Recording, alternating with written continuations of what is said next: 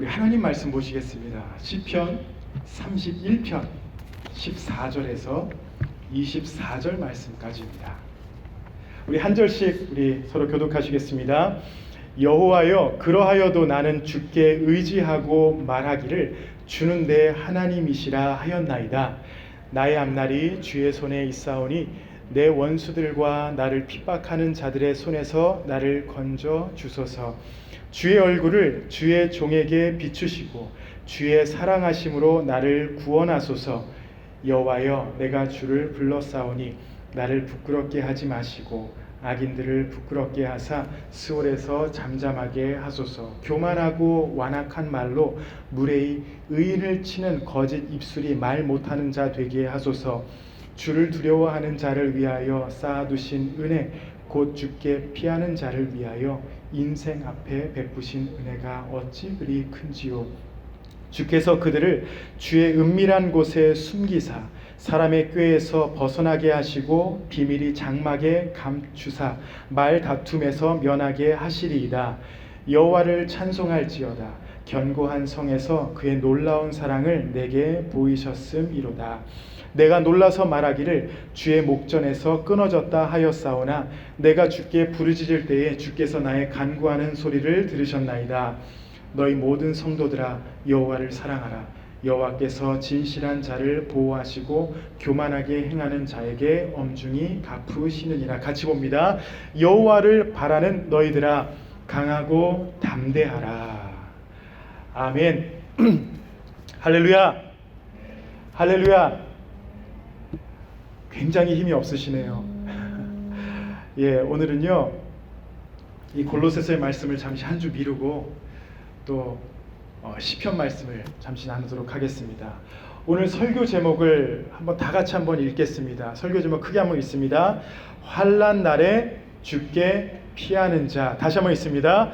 환난 날에 주께 피하는 자입니다. 오늘 이 시편, 다윗의 고백인 시편 31편 말씀을 중심으로 환난과 고난 가운데에 우리가 성도로서 하나님 앞에 어떻게 살아야 하는지 이 말씀을 통해 같이 깨닫고 은혜 받는 시간 되시기 바랍니다. 여러분, 삶의 고난과 우리가 이해할 수 없는 그런 상황이 닥쳤을 때 우리는 대부분 어떻게 이 상황에서 반응할 것인지를 결정하기 전에 우리가 무엇을 더 신경 쓰냐면요, 그 원인이 무엇인가, 그거를 더 신경 씁니다. 이 상황에서 내가 어떻게 해야 되는가, 그것보다도 왜 이 문제가 생겼지, 그렇게 생각할 때가 많아요. 그런데 우리가 잘 알다시피 원인에만 집중하면 할수록 상황을 해결하기보다 우리 안에 분노만 더 커질 때가 있어요. 누구 때문에 이 일이 벌어진 거야? 도대체 누가 실수를 한 거야? 그 원인을 찾다 보면요, 분노만 생겨요. 분명 원인에 집중하며 해결책을 찾는 것, 성경적일 때가 있습니다. 예를 들어서 우리의 죄로 인해서 겪는 그 고난은요, 하나님이 분명히 그 원인인 우리의 죄를 돌아보고 회개하라, 우리에게 선포하십니다. 그런데 꼭 우리 개인의 죄가 아니더라도 여러분, 이 땅에서 일어나는 모든 일들을 보세요. 내 잘못도 아닌데 내가 왜 이 고통을 당해야 돼? 왜 이러한 상황이 나에게 닥치고 있는 것인가? 이해할 수 없는 일들이 많습니다. 그럴 때마다 우리는 이런 질문을 합니다. 누가 이런 고통을 일으키는가? 또 왜 여러 가지 일들이 우리 주위에 일어나고 있는가? 가만히 있는 나에게 나는 선하고 착하게 살려고 하는데 왜 이런 일들이 벌어지고 있는가? 여러분, 이런 질문 많이 해보셨을 거예요. 지금도 아마 하고 계실 거예요. 여러분, 욥기서를 보면 이런 질문을 많이 하게 됩니다. 그런데 욥기서의 그 말씀들을 쭉 읽어보시면요, 하나님은 욥에게 그 원인을 설명하지 않으셨습니다. 그 모든 일들이 하나님과 사탄의 대화에서 시작되었다라는 것을 모르고 욥은 지냈어요. 그 모든 상황의 원인을 모르면서 견뎌내기 시작합니다. 그리고 욥과 그 친구들의 대화를 보면요, 그 원인에 대해서만 계속 토론을 합니다. 그렇죠. 원인에 대해서만 토론을 하다가 욥에게 상처만 남기고 자리를 떠나는 그런 친구들의 모습을 발견합니다. 필립 얀시라는 사람은 내가 고통당할 때 하나님 어디 계십니까? 라는 책에 이러한 글을 남깁니다. 제가 이렇게 말씀드리면 종이를 한번 싹 보세요. 제가 적어드렸습니다. 성경은 원인의 쟁점에서 반응의 쟁점으로 방향을 돌린다. 즉 고통과 고난은 이미 일어났다. 그러면 이제 너는 무엇을 하겠느냐? 라고 우리에게 질문을 한다. 성경은 여러분 원인에 대해서 우리에게 잘 말하지 않습니다. 그런데 이 상황에서 그래, 이 상황이 벌어졌는데 너는 하나님 앞에서 어떻게 할 것이냐? 하나님, 도대체 왜 이런 일이 나와 내 주변에 벌어집니까? 이러한 질문이 아니라 이 상황에서 하나님, 나는 어떻게 반응해야 합니까? 이것을 더 원하신다라는 겁니다. 오늘 본문 말씀인 시편 31편의 시를 통하여 다윗은요, 자기가 한때 겪어야 했던 그 고통들과 또 그 고통을 통해서 깨달은 그 진리를 성도들과 나누고 있습니다. 다윗은 사윗 왕으로부터 미움을 받아서 그 젊은 날에 정말 도망하고 또 여러 가지 고난을 당했습니다. 그 상황을 보시면 다윗이 잘못한 게 아니었어요. 그런데 다윗은 그러한 날들을 겪어야 했습니다. 그런데 다윗이 지난 날들을 돌아보면서 자신이 겪었던 고통은 그냥 불행의 요소가 아니라 이 일들을 겪으면서 자신에게 얼마나 영적으로 육적으로 하나님의 은혜를 체험하며 모든 것들이 하나님 안에서 이루어졌다라는 것을 오늘 말씀을 통해서 고백하고 있습니다.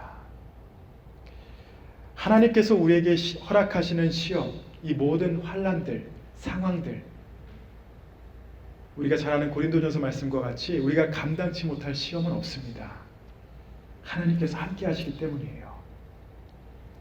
우리 성도님들 가운데에 왜 나의 삶은 이렇게 힘들까? 왜 이러한 상황이 나에게 계속 찾아오는 것일까? 왜 우리가 이해 못하는 이런 상황 가운데 나는 살아가야 하는 것인가? 이러한 질문과 생각이 있으시다면 오늘 다윗의 신앙 고백과 찬양, 이 고백을 통하여 우리가 겪는 고통의 관점을 바꾸고 원인을 찾는 것이 아니라 내가 하나님 앞에서 어떠한 반응을 보여야 하는지를 깊이 깨닫고 하나님 앞에 결단하는 시간이 되시기 바랍니다. 첫 번째로 어떠한 상황에서도 나의 삶을 주께 맡깁니다 라는 이런 고백이 우리에게 필요합니다. 우리가 봉독하진 않았지만 이 시편 31편 앞부분을 보시면요, 다윗은 자기가 겪었던 그 모든 고난과 위기 상황에서 하나님 도와주시옵소서, 나는 이렇게 힘듭니다. 지금 이러한 일들 때문에 내가 지금 고난을 겪고 근심하고 있습니다. 나 좀 도와주세요 라고 솔직하게 고백해요. 그리고 나서 14절서부터 다윗이 뭔가를 바꾼 다음에 이렇게 고백합니다. 여호와여, 그러하여도 나는 주께 의지하고 말하기를 주는 내 하나님이시라 하였나이다. 비록 여러 가지 고통이 있었지만, 내가 이해 못하는 그 상황 가운데 내가 도망자로 살았지만, 죽을 것 같은 그런 고비를 내가 넘겼지만, 그러하여도 여호와를 의지하고 내 삶을 주께 맡기겠습니다. 여기서 그러하여도라는 이 단어가 너무나도 중요해요. 다윗은요, 이 단어를 정말 강조하고 있습니다. 어떠한 의미가 있냐면요, 아무리 어렵고 고통스러워도 모두가 날 에워싸고 날 고통 속에 빠뜨린다 할지라도 그래도 나는 주님을 의지합니다. 이 상황 가운데서도 주님은 나의 하나님이십니다 라고 고백하는 거예요. 주님을 절대로 신뢰하겠습니다. 이러한 고백입니다. 그리고 다윗이 하나님을 의지하고 나의 삶을 맡기겠다라고 이렇게 고백할 수밖에 없는 그 이유를 15절에서 말하는데요. 제가 15절 읽을게요. 나의 앞날이 주의 손에 있사오니. 저는 이 말씀 딱 읽을 때 뭉클했어요. 우리 15절 한번 다 같이 읽겠습니다. 나의 앞날이 주의 손에 있사오니 내 원수들과 나를 핍박하는 자들의 손에서 나를 건져주소서. 이러한 고통 가운데 있지만 그러하여도 주님은 나의 하나님이십니다. 그리고 나의 앞날이 주의 손에 있습니다. 여기서 나의 앞날이라는 단어는요, 히브리어로 에트라는 단어로 정한 시간을 말합니다. 나의 과거와 현재, 미래 이 모든 게 하나님의 정한 시간입니다. 하나님의 뜻 안에 있습니다. 하나님의 손에서 벗어나서 일어나는 일은 하나도 없습니다라고 고백하며 하나님의 작정하신 시간 속의 한 부분, 그렇기 때문에 나의 앞날이 주님 손 안에 있습니다. 이렇게 고백하는 것이에요. 여러분, 우리가 한 달 전에 제자 훈련을 시작했습니다. 첫 번째 시간에 제가 뭘 여쭤봤죠? 신앙 고백에 대해서 우리가 나눴었죠. 여러분, 뭘 믿으세요? 여러분이 믿는 하나님은 어떠하신 분입니까? 그리고 하나님께서 우리에게 구원을 베풀어 주셨는데 어떻게 해서 구원을 받으셨습니까? 라고 물어봤을 때에 잠깐 혼동하시는 분들이 많이 계셨어요. 맞아, 내가 어떻게 구원을 받았지? 내가 지금 죽으면 천국에 갈 수 있을까? 여러 가지 궁금증이 있었고 또 의심이 잠깐 생기는 그런 상황이 있었습니다. 그런데 중요한 것은 우리가 어떠한 신앙 고백으로 하나님 앞에 예배하며 우리가 하나님 앞에 살아가고 있는가, 너무나 중요해요. 왜냐하면 여러분들이 올바른 신앙 고백이 없으면요, 이 세상이 여러분들을 한번 딱 흔들 때 여러분들은 하나님을 바라보지 못합니다. 다윗은요, 하나님이 어떠하신 분인지 잘 알고 있었어요. 하나님께서 어떠한 약속을 다윗에게 주셨는지 알고 그것을 믿고 있었기 때문에 흔들리지 않은 것입니다. 그리고 나의 앞날이 주의 손에 있습니다라고 담대하게 외칠 수 있었습니다. 그런데 이 신앙 고백이 없으면요, 아무리 사람이 착하고 아무리 사람이 선하다라고 인정받을지라도 고난 가운데 하나님을 원망만 하게 되고 그 고난 가운데에 무너질 수밖에 없습니다. 다니엘의 세 친구 사드락과 메삭과 아벳네고가 느부갓네살 왕의 신상에 절하지 않았다는 죄명으로 풀무불 속에 던져지게 되었습니다. 그런데 느부갓네살 왕이 너무나도 이 다니엘의 세 친구를 사랑했어요. 그래서 그들에게 가서, 그래, 이 전까지는 다 용서해 줄게. 지금 내 신상에 절한다면 살려줄 테니까 절 한번 해. 이러한 요구를 하자 세 친구가 뭐라고 고백하냐면요, 다니엘 3장 16절 18절에 이렇게 고백합니다. 사드락과 메삭과 아벳느고가 왕에게 대답하여 이르되, 느부갓네살이여, 우리가 이 일에 대하여 왕에게 대답할 필요가 없나이다. 왕이여, 우리가 섬기는 하나님이 계시다면 우리를 맹렬히 타는 풀무불 가운데에서 능히 건져내시겠고 왕의 손에서도 건져내시리이다. 우리가 잘 아는 구절이 나옵니다. 그렇게 하지 아니하실지라도 왕이여, 우리가 왕의 신들을 섬기지도 아니하고 왕이 세우신 금 신상에게 절하지도 아니할 줄을 아옵소서.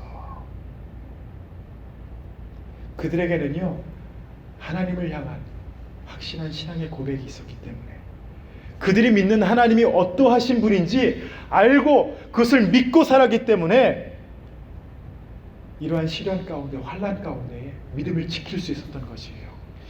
건져내실 것이지만 그렇게 하지 아니하실지라도, 내가 죽는다 할지라도 나는 하나님을 믿고 따르기 때문에 절하지 않겠습니다. 이것은 다윗의 고백과 비슷해요. 그러하여도 이러한 환경 속에서 여호와여, 그러하여도 주님은 나의 하나님이시고 주님은 나의 왕이시고 주님은 나의 구원자 되십니다 라는 고백입니다. 여러분, 고난 중에 첫 번째로 우리가 해야 될 일은, 제가 선을 말씀드렸죠, 원인을 따지는 게 아니라 하나님 앞에 어떻게 반응하느냐입니다. 15절 다시 한번 읽을게요. 나의 앞날이 주의 손에 있사오니 내 원수들과 나를 핍박하는 자들의 손에서 나를 건져 주소서. 고난을 두려워하거나 절망하지 마시기 바랍니다. 다윗과 같이 하나님, 나의 앞날이 주의 손에 있습니다. 내 삶의 그 정해진 시간 하나님 손에 있기 때문에 나는 두려워하지 않습니다. 이 귀한 신앙의 고백으로 하루하루 살아가시며 이 모든 상황을 이겨나가는 우리 성도님들 되시기 바랍니다. 두 번째로, 고통 가운데 근심하지 말고 하나님의 은혜를 바라보라. 이 고통 가운데 근심하지 말고 하나님을 바라보는 이 믿음이 필요합니다. 오늘 본문 말씀 전에 9절과 10절 말씀을 보시면은 다윗이 겪고 있었던 가장 큰 고통이 무엇이냐?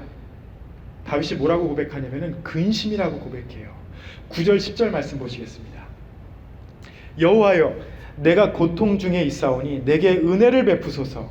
내가 근심 때문에 눈과 영혼과 몸이 쇠하였나이다. 내가 근심 때문에 눈과 영혼과 몸이 쇠하였나이다. 여러분 아시죠? 근심이 많으면 죽을 것 같습니다. 근데 여러분 언제 근심하세요? 일이 안 되면 근심하십니까? 아니면 일이 잘 돼도 근심이 돼요? 저는 일이 잘 돼도 근심이 돼요. 예수님께서도 제자들에게 반복하며 명령하신 게 있습니다. 요한복음 14장 말씀에 보시면은 너희는 마음에 근심하지 말라. 하나님을 믿으니 또 나를 믿으라. 또 14장 27절에 평안을 너에게 끼치노니 곧 나의 평안을 너에게 주노라. 내가 너에게 주는 것은 세상이 주는 것과 같지 아니하니라. 너희는 마음에 근심하지도 말고 두려워하지도 말라. 여러분, 일이 잘 되건 안 되건 우리가 하나님을 멀리할 때 근심하게 되어 있습니다. 하나님을 알지 못하면은 우리는 마음에 근심할 수밖에 없는 그런 존재예요. 여러분 주식 해보셨습니까? 저는 해봐서가 아니라 어떤 분이 이런 말씀을 하시더라고요. 주식 전문가가 이런 말씀을 하세요. 주식을 투자할 때 가장 기본적인 수칙이 있는데 무엇이냐면요, 주식 때문에 밤잠을 못 자고 근심하고 괴로움을 당하는 사람은 주식에 손을 대지도 마시기 바랍니다. 이렇게 말해요. 왜냐면요, 떨어져서 잠을 못 자는 게 아니라 주식에 일단 투자를 한 그 상태면은 잠을 못 잔대요. 올라가도 잠을 못 잔다는 겁니다. 또 비즈니스를 하시는 분들을 보면은 뭔가 수입이 조금이라도 떨어지는 그것 때문에 걱정하면서 근심하세요. 그런데 어떤 분들은 그냥 즐기시는 분이 계세요. 일하는 것 그 자체가 행복해서. 일이 잘 되건 안 되건 하나님을 모르면은, 하나님 안에 있지 않다면은 우리는 근심할 수밖에 없는 존재입니다. 다윗은 고통 가운데 근심하며 자신이 괴로워하는 그 마음을 솔직하게 하나님 앞에 고백합니다. 내가 어떠한 상황인지 하나님 앞에 숨길 수 없어요. 그리고 고백합니다. 그리고 9절 앞부분을 다시 보시면은 여호와여 내가 고통 중에 있사오니 내게 은혜를 베푸소서. Be merciful to me. 내게 은혜를 베푸소서. 그리고 또 오늘 본문 말씀 19절 20절을 보시면은 비슷한 말을 고백해요. 주를 두려워하는 자를 위하여 쌓아두신 은혜, 곧 주께 피하는 자를 위하여 인생 앞에 베푸신 은혜가 어찌 그리 큰지요. 이렇게 고백합니다. 고통의 원인을 찾을 때 우리에겐 근심이 찾아옵니다. 그런데 우리가 올바른 신앙 고백 안에서 하나님의 은혜를 바라보잖아요. 그러면 그 원인 때문에 우리가 근심하는 것이 아니라 19절의 고백과 같이 그 은혜가 얼마나 큰지를 깨닫고 그 은혜로 인하여 내가 반응하게 되고 하나님의 역사를 맛보게 될 것입니다. 은혜를 바라봐야 돼요. 원인을 찾는 게 아니라 고통 가운데 주의 은혜를 바라보며 근심을 내려놔야 한다는 것이 바로 다윗의 고백입니다. 다윗은 이것을 알았기 때문에 근심이 있었어도 거기에 머물지 않고 근심 가운데 무엇을 바라봐요? 하나님의 은혜. 한번 따라해 보시기 바랍니다. 하나님의 은혜를 바라보라. 근심은 분명히 찾아올 것입니다. 여러분 지금 이 상황 걱정되죠? 저는 마켓에 페이퍼타워가 떨어졌다는 그게 아직도 이해가 안 돼요. 제가 이렇게 질문을 하니까 누가 이런 말씀을 하시더라고요. 아마 미국 사람들은 동양 사람들보다 많이 쓰는 것 같아요. 네. 어디서 많이 쓰는지 여러분의 상상에 맡기겠습니다. 근심이에요. 쌀이 없습니다. 이제 먹을 게 마켓에 다 떨어졌어요. 그런데 이러한 근심이 우리를 찾아올 때 하나님을 믿는 우리는 무엇을 바라봐야 하나? 하나님의 은혜를 바라보시기 바랍니다. 그 은혜를 바라보는 가운데 다윗과 같이 고백할 수 있어요. 나의 앞날이 주님 앞에 있습니다. 이 고백이 여러분들에게 있기를 축복합니다. 오늘 본문 말씀 다시 한번 제가 읽어드릴게요. 14절 15절 여호와여 그러하여도 나는 주께 의지하고 말하기를 주는 내 하나님이시라 하였나이다. 나의 앞날이 주의 손에 있사오니 내 원수들과 나를 핍박하는 자들의 손에서 나를 건져 주소서. 어떠한 상황에서도 다윗과 같이 하나님의 은혜를 바라보며 이러한 귀한 신앙의 고백으로 살아가시는 우리 성도님들이 되시길 바랍니다. 마지막으로 주님을 바라는 성도는 다윗이 뭐라고 권하냐면요, 강하고 담대해야 한다 이렇게 말합니다. 여러분 지금까지 다윗은요 자신이 겪은 고난과 고통 또 근심이 자기를 힘들게 한다라고 솔직하게 고백한 후에 그러하여도 나는 주님을 바라보며 주는 내 하나님이십니다 라고 고백했습니다. 이 모든 상황을 겪고 나서 다윗이 오늘 본문 말씀 마지막 2절에 우리에게 권하고 있는 게 있어요. 23절 24절 한번 눈으로 한번 따라와 보시기 바랍니다. 제가 읽어드릴게요. 너희 모든 성도들아 여호와를 사랑하라. 여호와께서 진실한 자를 보호하시고 교만하게 행하는 자에게 엄중히 갚으시느니라. 여호와를 바라는 너희들아 강하고 담대하라. 다윗이 과거에 고난이 있어도 다윗은 하나님의 은혜를 바라보며 또 미래에 하나님께서 이루어 주실 그 모든 구원과 인도하심을 찬양하며 성도들에게 권하는 것이 무엇이냐면은 하나님을 사랑하라 이거예요. 성도들 하나님을 사랑하라. 그리고 마지막에 24절에 이렇게 외칩니다. 여호와를 바라는 너희들아 강하고 담대하라.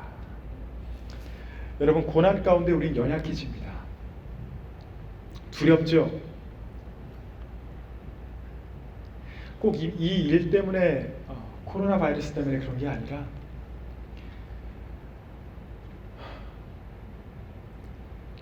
내 앞날이 걱정될 때가 많습니다.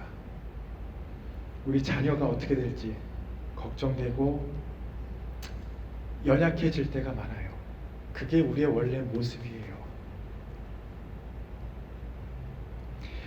제가 요즘에 그 마이클 홀튼이라는 신학자 그 책에 좀 푹 빠져 살고 있습니다. 제가 영성일기 여러분에 보내드릴 때 요즘 마이클 홀튼의 글을 제가 많이 보내드려요. 이분이 칼빈주의 찬성이라는 책을 쓰셨는데 그 책에서 읽는 가운데 계속해서 반복하는 게 무엇이냐면은 하나님께서 우리에게 주신 구원과 모든 은혜, 이거는 확신하는 거지 느끼는 게 아니에요. 내가 느끼기 때문에 하나님께서 나를 사랑하신다 이게 아니라 하나님은 말씀을 통해서 우리에게 선포하셨어요. 그 말씀을 믿고 확신하라는 겁니다. 그렇게 느껴져요. 그런 것 같아요. 만약에 내 감정이 중심이 된다면요, 여러분은 업앤다운으로 심해지다가 나중에는 좌절밖에 안 남습니다. 그런데 다윗이 이렇게 선포할 수 있었던 것은 다윗은 하나님의 약속을 믿었기 때문이에요. 여호와를 바라는 너희들아 강하고 담대하라. 여러분이 고난 가운데 여러분은 어떠한 자세로 대처하고 있습니까? 확신하고 계세요? 하나님께서 여러분의 앞날을 책임지신다는 것을 여러분 확신하세요? 확신하신다면은 하나님 앞에 사랑을 고백하며 담대한 마음으로 살아가세요. 비록 나는 이럴지라도 하나님이 나에게 약속을 주셨기에 나는 담대합니다. 여러분의 신앙 고백을 돌아보며 담대하게 살아가시기 바랍니다. 우리 사랑하는 성도 여러분, 여러 가지 복잡한 생각이 드실 것입니다. 만약에 원인을 찾고 싶으시다면은 그냥 단지 나의 죄를 돌아보세요. 나의 연약함만을 돌아보세요. 그리고 다른 원인을 찾기 전에 다윗과 같이 올바른 신앙 고백으로 하나님 앞에 반응하시기 바랍니다. 욥과 같이, 아브라함과 같이 반응하세요. 믿음을 보이세요. 담대하게 나아가세요. 제가 서론에 필립 얀스의 글을 소개해드렸죠. 성경은 원인의 쟁점에서 반응의 쟁점으로 방향을 돌린다. 즉 고통과 고난은 이미 일어났다. 여러 가지 일들이 일어나요. 여러분들이 왜 이러니? 나에게 도대체 왜 이러십니까? 이게 아니라 하나님께서 원하시는 것은 이제 너희는 어떻게 할 것이냐? 하나님과 함께 할 것이냐? 아니면 불평, 불만 가운데 근심할 것이냐? 하나님께서 우리에게 이렇게 질문하십니다. 또 우리가 잘 아는 C.S. 루이스는요, 이런 말을 했습니다. 하나님이 사랑하는 사람을 위하여 사용하시는 확성기가 고통이다. 지금 이 상황 가운데 하나님께서 여러분들에게, 여러분 개개인에게 선포하시는 사랑의 메시지가 있을 것이에요. 그 말씀을 성경을 통해서 한번 깊이 묵상해 보시기 바랍니다. 하나님께서는 고통을 허락하세요. 우리를 사랑하시기 때문에. 의미가 있습니다. 깊은 뜻이 있어요. 그 뜻을 말씀 안에서 찾으시기 바랍니다. 성도로서 우리는 다윗과 같이 반응하며 우리의 신앙을 지켜야 할 줄로 믿습니다. 우리가 이해할 수 없는 여러 가지 환난과 고난 가운데 여러분 다윗과 같이 고백하며 살아보세요. 제가 4가지로 요약해 드릴게요. 다윗의 고백을 4가지로 한번 기억해 보세요. 여호와여, 내가 고통 중에 있사오니 내게 은혜를 베푸소서. 고통은 피할 수 없습니다. 그 가운데 나에게 은혜를 베푸소서. 그러하오나 나의 앞날이 주의 손에 있습니다. 너희 모든 성도들아, 여호와를 사랑하라. 여호와를 바라는 너희들아, 강하고 담대하라. 여러분, 왜라는 질문, 누가, 도대체, 이런 질문이 아니라 하나님, 내가 어떻게 반응해야 합니까? 이것이 그리스도인이 가져야 할 자세입니다. 마지막으로 제가 종이에 적어드린 4가지, 다윗의 고백 4가지 요약을 다 같이 우리 큰 목소리로 읽고 우리 말씀을 마치겠습니다. 다 같이 읽습니다. 여호와여, 내가 고통 중에 있사오니 내게 은혜를 베푸소서. 그러하오나 나의 앞날이 주의 손에 있습니다. 너희 모든 성도들아, 여호와를 사랑하라. 여호와를 바라는 너희들아, 강하고 담대하라.